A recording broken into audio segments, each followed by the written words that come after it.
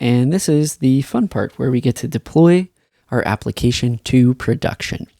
We're going to be using Heroku, and lucky enough, all we need is the free and hobby plan to deploy our app. Make sure you have the Heroku CLI installed. If you do not, you can come to their download and install page and follow the instructions based on your environment.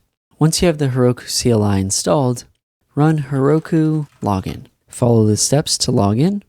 Once that's all done, cd into your projects directory, and then we're going to run Heroku create --buildpack, followed by this URL to the heroku-buildpack-rust repo.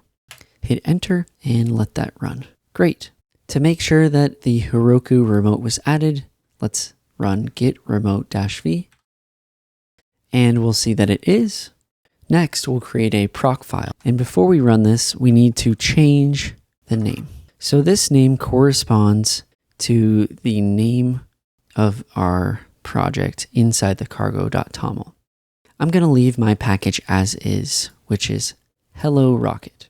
So we'll go here and add Hello Rocket. And we'll hit enter. And if we hit ls, we'll see that we have a proc file. And if we cat the proc file, we'll see that it contains the text that we echoed. We're also going to run echo, and then in quotes, version in all caps equals nightly, because we're using the nightly version of Rust, and we're going to echo that to a Rust config file. Same thing, if we ls and cat, we'll see that it's there. Next, we're going to update the git ignore.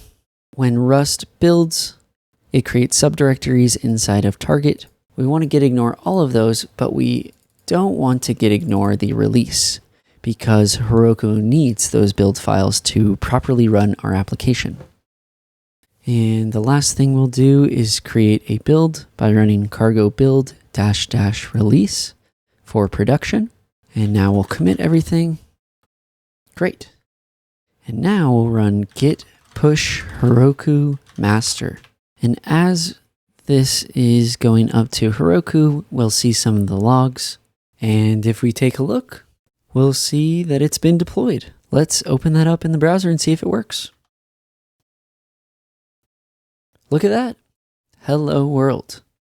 And if we add /search $cmd equals, let's try GitHub. It's a little slow, but hey, it's working. Woohoo! And with that, our app is in production. Time to go celebrate.